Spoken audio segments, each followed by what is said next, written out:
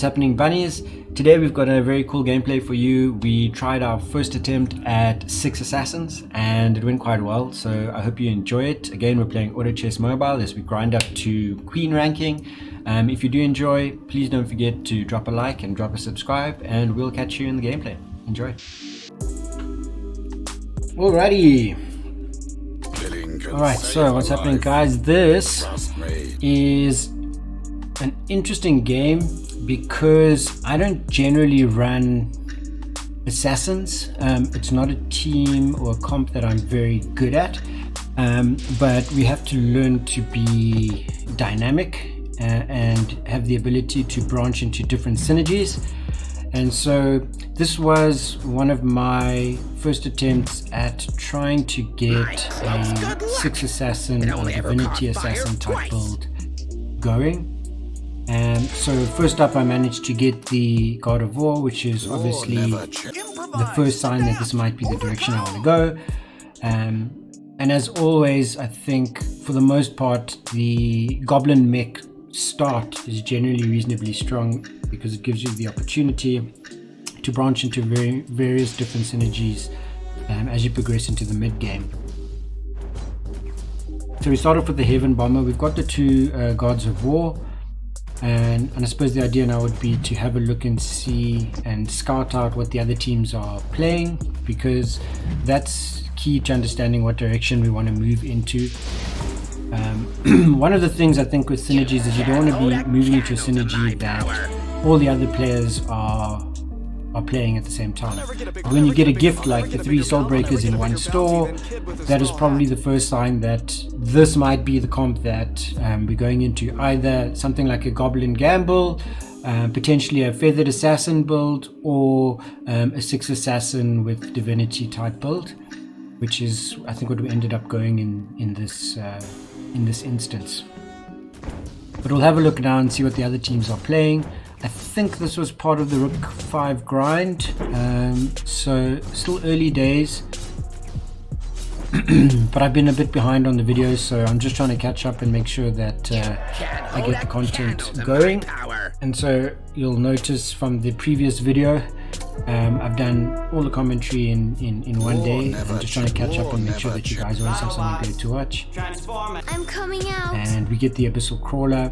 I find Abyssal Crawler to be one of those love to hate pieces, because it's so annoying to play against an Abyssal Crawler, especially at a level 3, because they just don't want to die.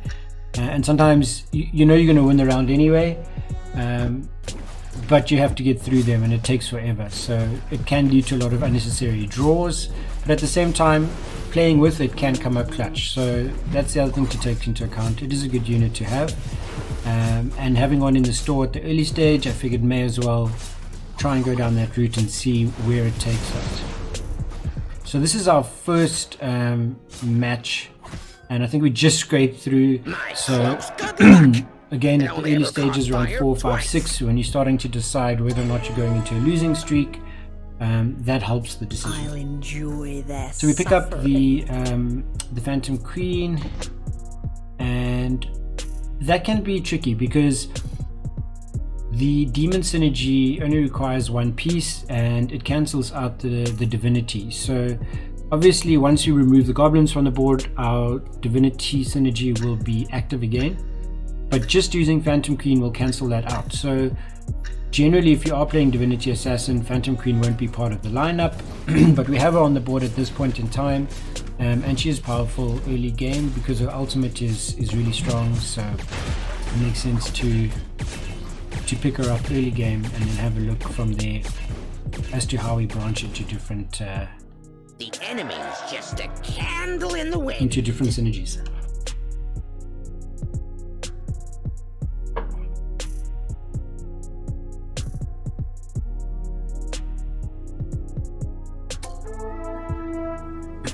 Great, so we've got a 3rd assassin now, which means we can potentially look at getting the assassin synergy going.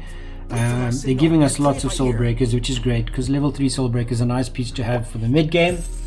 It's low cost, you get to pick them up quite early in the match, and they can give you a nice competitive advantage early on in the match.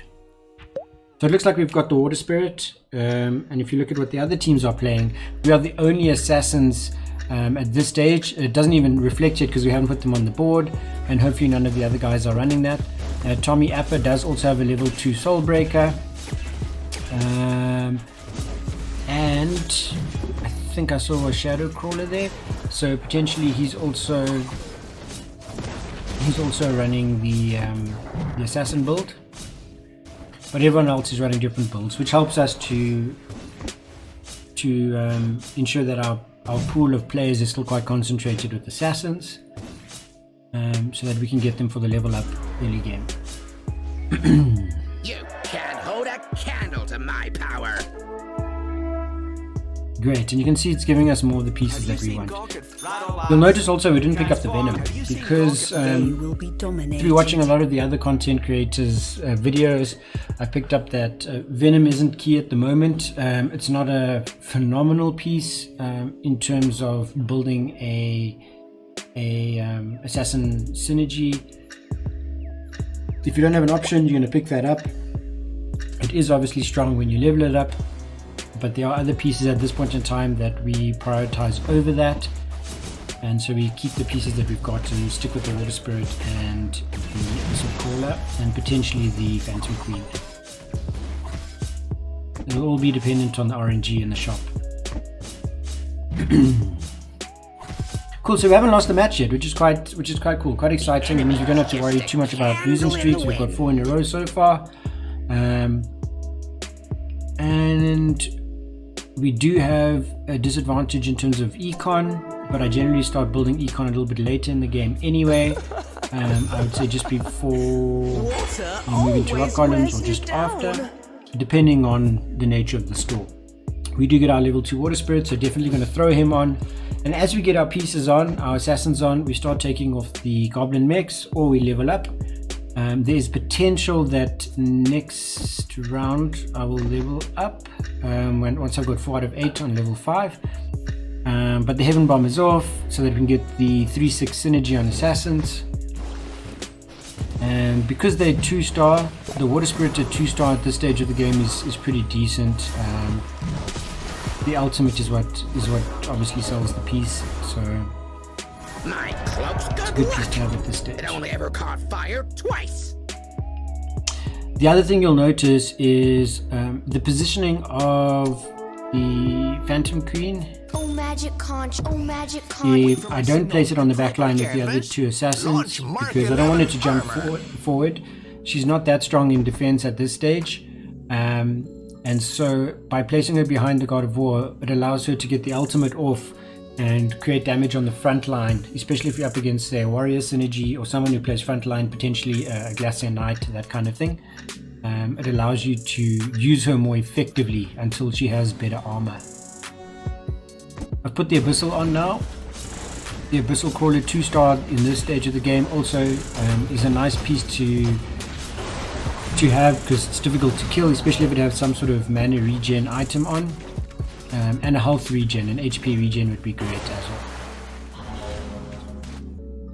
Okay, so it looks like I was going to say we might lose this match, but I think we're going to, yeah, we clutch it, so that's great. So that's a good example again of how his ultimate can actually really benefit the team. We should ideally have lost that match. I wouldn't say ideally, we should technically speaking have lost that match, but the Abyssal Crawler definitely pulled us through there. So very valuable piece to have when you're on a winning streak. It can pull you through some tough situations.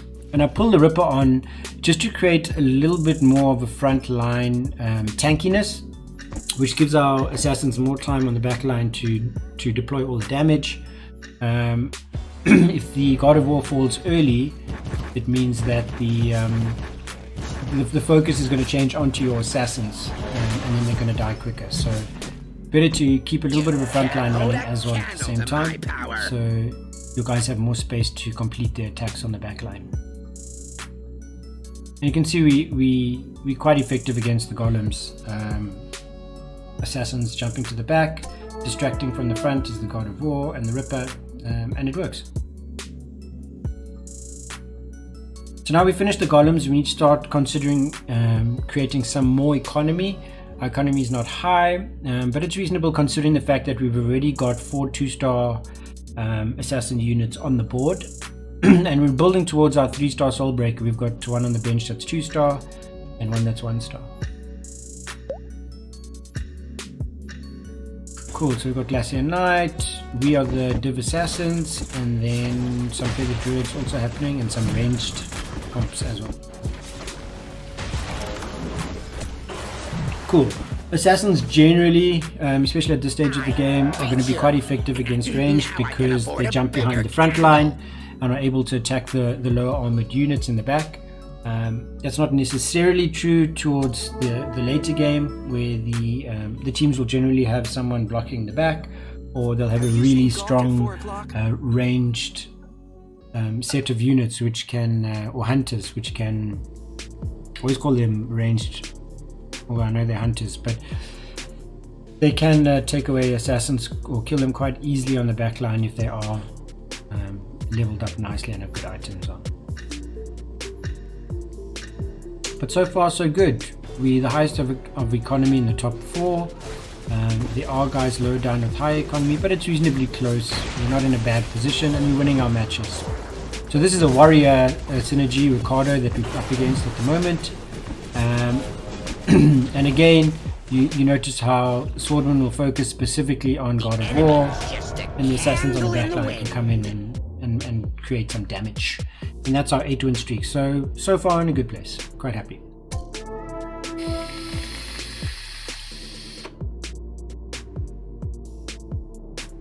So I'm not sure what took so long there, but definitely putting the level 3 Soulbreaker on at this stage of the game, considering we were already winning matches, that's a good play for us. It means that we're going to be able to hopefully continue the winning streak. I think the idea was to actually try a Goblin Mech assassin build here, because I see that we still got the other Goblin Mechs on the bench in pairs. So to create more frontline support, you could run, if you've got 6 assassins, means you've got 4 spaces over, you put the God of War in there, or potentially take him out and then have the level 3 goblins on the front line, because once their armor is really high, they're quite difficult to get through. So I'm assuming we're going to pick up this Ripper, again just to assist us to level 2, the one we have on the board, and just a bit of a reposition there. I don't think it makes a substantial difference at this stage, the positioning of the assassins on the back line. I'll move the Ripper back one, and the idea is that the front line will start attacking the God of War, and it'll give the Ripper a bit of freedom to move around and start putting damage in. Doesn't work out this time because Werewolf jumps straight onto Ripper. And it's a level 2 werewolf, so that's pretty strong. There's a potential we lose this match, but the Water Spirit pulls through. Again, that ultimate in a straight line is absolutely phenomenal at this stage of the game.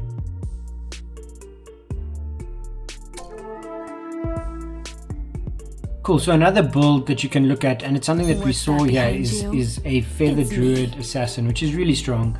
You put in the Razor Claw, the Walk with Sage, and you make sure that you run Shadowcrawler and Shining Assassin, and that can be a really strong build. But we're already somewhat developed in terms of the direction we were going to go, so I wasn't going to branch out of that.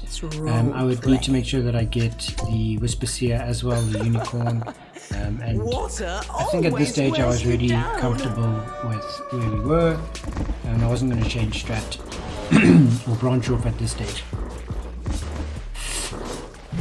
One of my other big learning points in my current skill level is just keeping an eye on what round it is. I tend to forget quite often that it's Wolfpack, and I don't reposition my pieces. I think fortunate here it was Assassin, so they were jumping backline anyway, but I could definitely have positioned my God of War better to ensure that when the Wolfpack jumps to the back, I had someone there to keep the distraction going whilst the assassins gave the damage. And Lord of Sand, I think, is something that I should probably have taken here. It looks like I do. I'll definitely take both of those, which means I'm going to have board space issues. So now you need to make a decision, and there's a Shining Assassin. So this is great. Problem is I don't have space on the bench. So I'd need to start selling some stuff, and obviously the least important at this stage for me is going to be the goblin mechs, because I want to build up the assassins as much as I can. And if you've ever seen it, a level 3 shadow crawler with some decent items is pretty unstoppable on the back line. It's a really good piece to have in an assassin build. I would almost say in a feathered assassin build it is critical, as well as the shining assassin.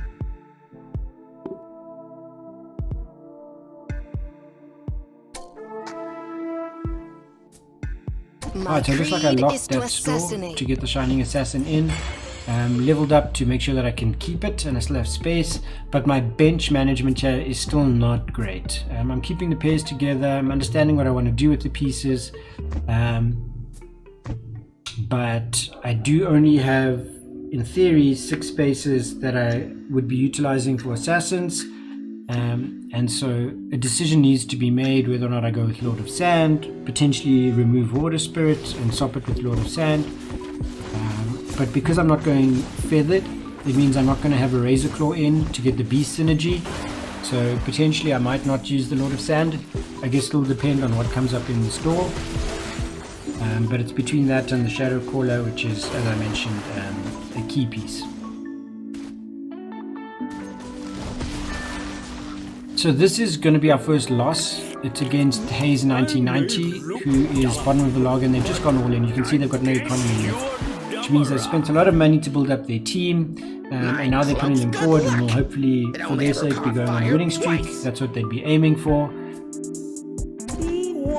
And I see that the store wants me to go Water Spirit, and as such I've decided to create bench space and pick up the Water Spirit as well as the Abyssals, because there's potential for level 3 there. And both of those at a level 3, any piece I guess at level 3 is great to have. So now my bench is just pairs.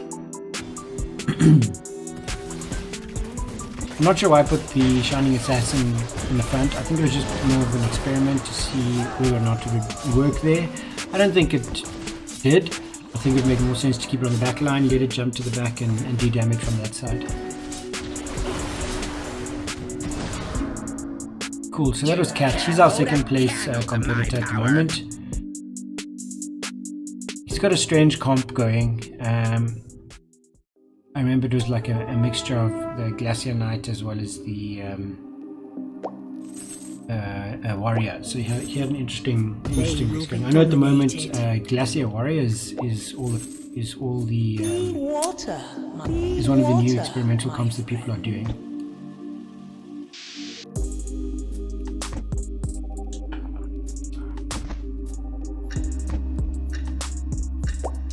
I'll take the Shining Assassin off and replace it. Yeah, so I think the idea there is just to create a bit more frontline tankiness, again by having the Phantom Queens behind the God of War and the 2-star Ripper.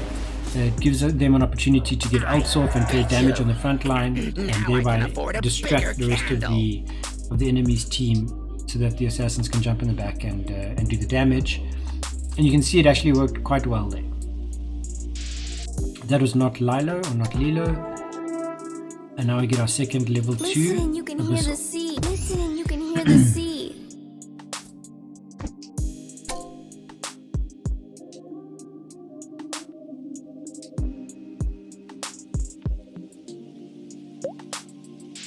Cool, so let's have a quick look. Yeah, right. So there's Ricardo, we mentioned Demon Warrior. There's Glacier Knights, Feathered Druid Assassin. That's Haze, so he's going to be tough. And Tommy Appa's also running Feathered Assassin. So we actually now have 3 assassin players on the board, including myself.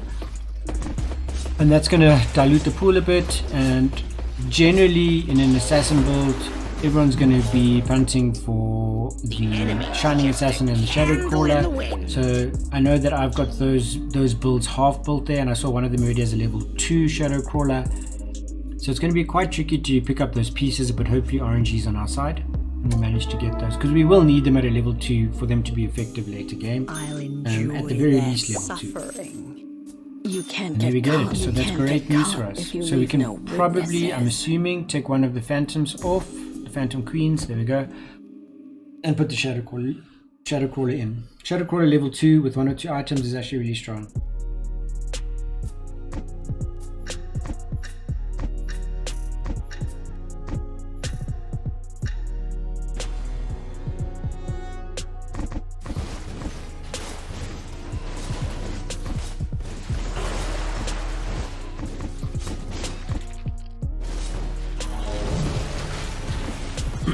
Cool, so that was a solid defeat to Tommy Appa. He is on a losing streak at the moment. He's got a lot of money, or decent economy should I say, but his HP is really low, so I'm not sure if he is intending it to go down this match.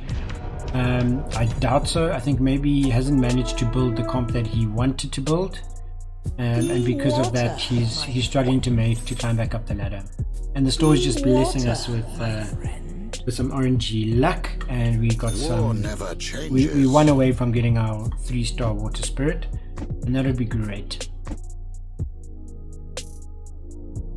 You can see we're still doing pretty well, even though we're on level 7, and we do have already 2 players that are on level 8. And you can see Tommy Appa is now spending down, so he picked up some cash and he's spending down because he needs to build his comp up quite urgently. He needs to level up if he's going to have a chance of staying in this game. It might be too late. I guess we'll see shortly. Yeah, and there he goes out. So a bit of an unlucky one for him. We face not Lilo on his screen. Good luck.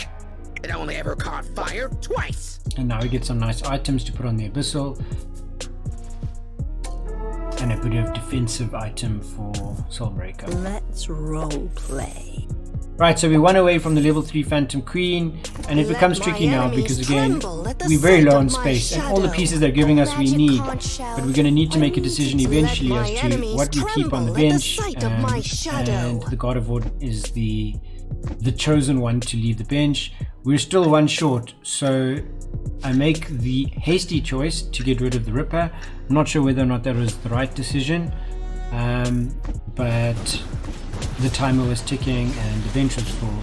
This is another good example of why bench management is so important. I could definitely have managed my bench a bit better, and I think I didn't at that stage. I beat you. Now I can afford a bigger candle.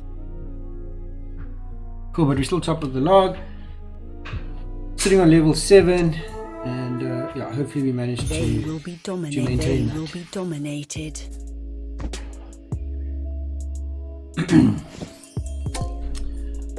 Round 24. Okay, so I want to maintain an economy above 50. So I haven't. I didn't pick up that shadow call. I think I'm gonna wait to see if I win this game, and then maybe lock it. I think I might already have, because I really do want a level 3 shadow caller. I'm not sure if I'm going to get it or not, but it would benefit this setup quite nicely. And this is not Lilo. I beat you. Oh no, it's not. Sorry, it's us against not Lilo, and we've done well. Candle. That level 3 Phantom Queen is phenomenal. A nice strong piece to have. And I think although we took the Ripper off, that's going to really, at level 3, that's really going to hold the front line quite nicely behind the God of War. So I'm pretty happy with that sacrifice.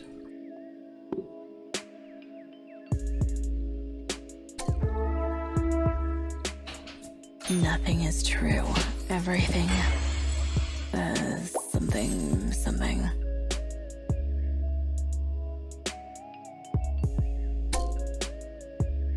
Cool, so we opened up our level 8, which means we have the opportunity to put a piece on. Nothing that we have on the bench is, none of that we don't have already, so we're not going to be able to improve synergy, but we need to get a piece on because we've got the level. It doesn't help to not utilize the extra damage. Also, generally on a creep round, I probably shouldn't have spent that much of the money. But again, my monitoring of the creep rounds is definitely a growth area for me. Candle in the wind. I often don't even realize it's a creep round because I don't keep an eye on that round, on the round meter, and I should.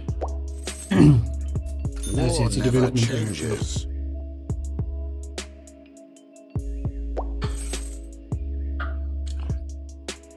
Okay, so we've got 7 assassins on the board now. we only need 6, so I think ideally you'd want to be building up a stronger front line. War never changes. And now we've got 2 level 2 Gods of War. Now that I think about it, it might actually have made sense to get the God of Thunder and have the full divinity synergy going with the 6 assassins. The problem is we'd have to get rid of the level 3 My cloaks, good luck. It only ever Delta caught Queen, and fire that's just not twice. going to happen at this stage. So, although it's a divinity assassin comp, it kind of isn't. It's more of just a 6 assassin I beat you. Now I can because afford a we have bigger got rid of the candle. divinity synergy. But it's still pretty strong. You can see we're riding it nicely.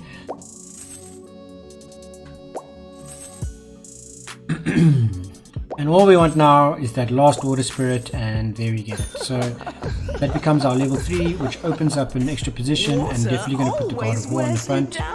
Again, that's just to hold the tankiness from the other team so that we can get into the back and deliver the damage.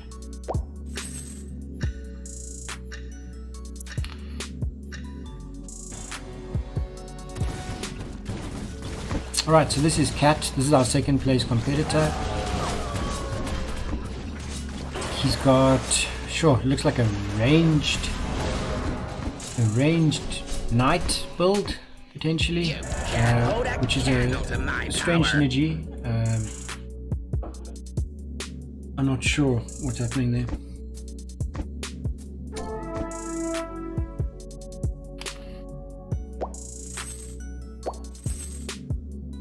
I'm Cool, coming one more out. Abyssal and we have a level 3 Abyssal.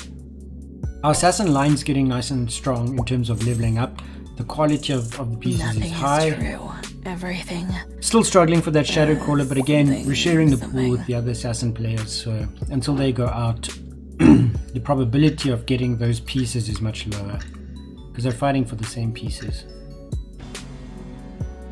If you look below Cat on the HP board, you can see that all the other guys are below 20, so we're in a good position still in the 90s, and obviously we want to keep that. That being said though, you can see we're facing Haze, who's on 13 HP at the moment, and that level 3 shadow crawler is just climbing through everybody. So we lose our loose streak there, and it's against an assassin team. It's a druid assassin team, which is even more concerning. But that level 3 shadow crawler was literally just annihilating all my pieces. So that's definitely one to watch out for. My creed. War never changes. Okay, so very unlikely to go for the level 3 Shining Assassin. I don't know if it was necessary to pick that piece up. Nothing is true. But at Nothing least we is get true.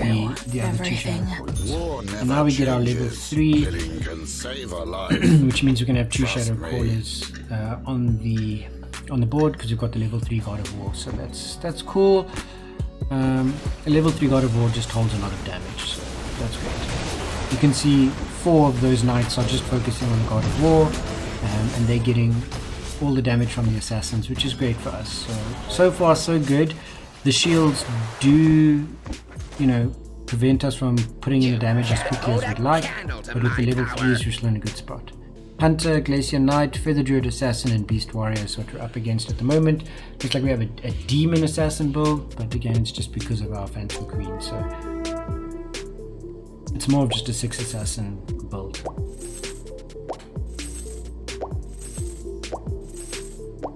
So now we're rolling quickly. We want the level 3s, so we're really trying to get a level 3. We've got the Abyssal now, What do we need to do? the last piece we'd really want to level 3 up as soon as we can would be our Shadow Crawler. That being said, we have lost out on our economy, and our second and third place guys still have decent economy, and that's probably something that a decision that we shouldn't have made. I think the economy is always key in the end game when you need to roll for pieces or potentially level up.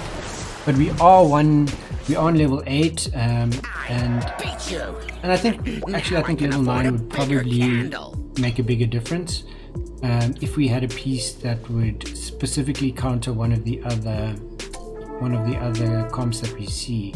So something legendary, like a Dark Spirit or a Ghost Prophet as an example, maybe even a Devastator, something like that, can make a difference end game.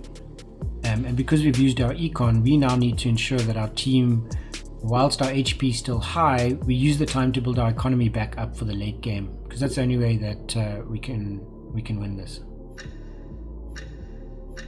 Yeah, this feathered assassin build is crazy with a level 3 shadow crawler. And again, we face Haze. We just faced Haze a round or two ago, so it's something that they need to improve on the game, definitely, in terms of the in-game matchmaking. We shouldn't be facing the same player as often. That being said, they've got a very strong comp, and again, with that level 3 shadow crawler amongst the druids that they have there, that's a tough one. That's a very tough one. There might be another player who has a stronger build that's able to take Haze out. But at this stage, our assassin build's not looking nearly strong enough to take that comp on. And we don't have a lot in our bag of tricks that we can actually do to change it in our current state of economy. My creed is to assassinate.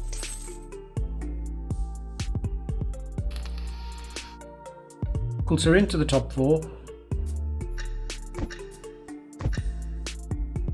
The guys are low on life except for Cat, who's still sitting on 50 with 50 econ. No one else has econ, so it's going to come down to the players we have as it currently stands for the other 3 players. And again, you can see I'm up against Haze, and I've just fought Haze again. So it's very strange the way that the matchmaking algorithm works or doesn't work. And I'm hoping that in future updates, it's one of the big changes they make. We do manage to take down the level 3 shadow crawler.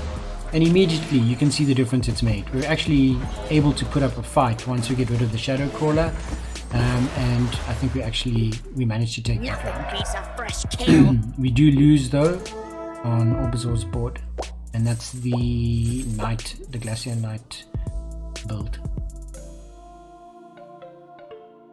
The one thing you'll learn in this game, I think, something that I've definitely learned quite quickly, it doesn't matter how much HP you have and how high you are, you can lose that really quickly. The minute the scale is tipped out of your favor in terms of your build, if your build is slightly less strong, you're going to lose every match, and if you do so, you can actually lose your HP quite quickly. So I don't consider a substantial HP lead to be that important unless you're trying to build the economy up. It definitely doesn't mean you're going to win if you're far ahead. You can lose quite quickly. And this is Orbazor. He beat us on his board. We just saw it now a round ago. And our Abyssal Crawler is definitely pulling through for us. But with the stun that he's got on now, he's not going to survive. And Haze also drops out, which means there's only 3 players left. Abyssal, although his armor is so high, he's not giving off huge damage at this stage. So against other level 3s, the armor is just extending the lifespan. It's not so much winning games for us. Alright, so Frantic Mask goes on to Shadow Crawler, which is great. She's not a mana producing piece, so she can hold that quite nicely. And that'll improve her. It doesn't look like the RNG's on our side when it comes to the level 3 Shadow Crawler. We need 2 more, although with Haze being out now, that pool of Shadow Crawlers will have expanded. And you can see we beat Cat quite convincingly there. And on Orbazor's screen we're facing him again, but it again looks like it comes down to the Abyssal. And the Abyssal's not going to beat that level 3 Hell Knight, so we lose that match. Next time, it won't be just some game you lose. And as I mentioned earlier, I mean, you can see we're now into a creep round. We were facing the Black Dragon King. And even though we're on 58 HP and the other guys are much lower, you can never consider the game over.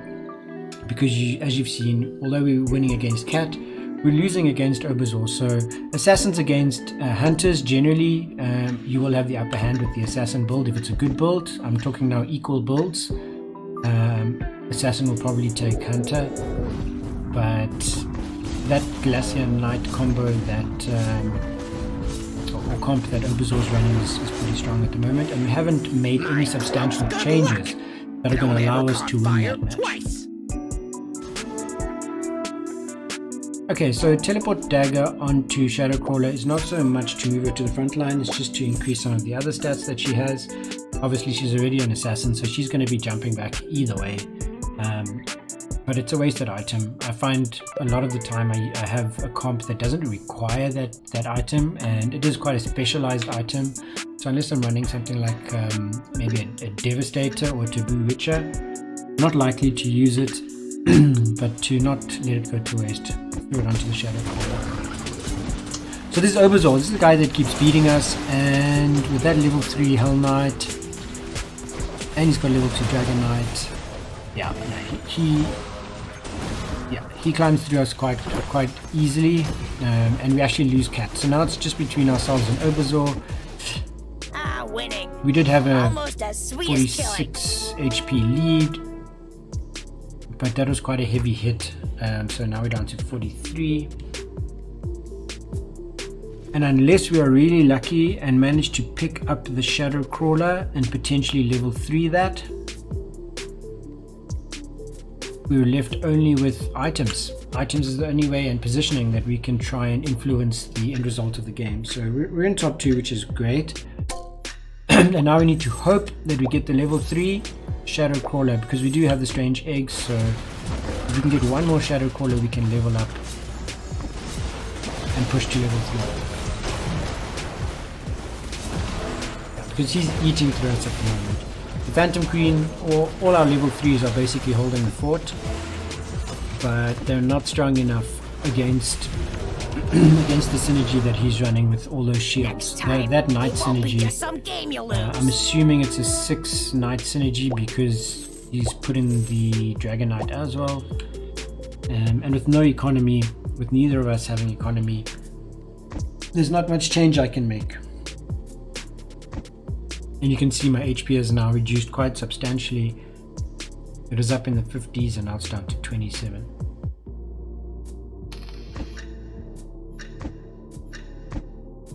So as I mentioned, the only 2 ways we can change or influence the game now with no economy is items and positioning.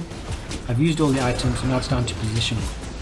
So I move over to the left to try and get the focus onto the God of War, but the guys are just really too strong. He's now got a level 3 Lightning Blade, and the Abyssal, as I said, is not going to take on 8 other or 9 other players. So that is a convincing victory on his side, and that knocks us below him into 5 health. There's really nothing more that one can do at this stage. I think we push and just take the 2nd place.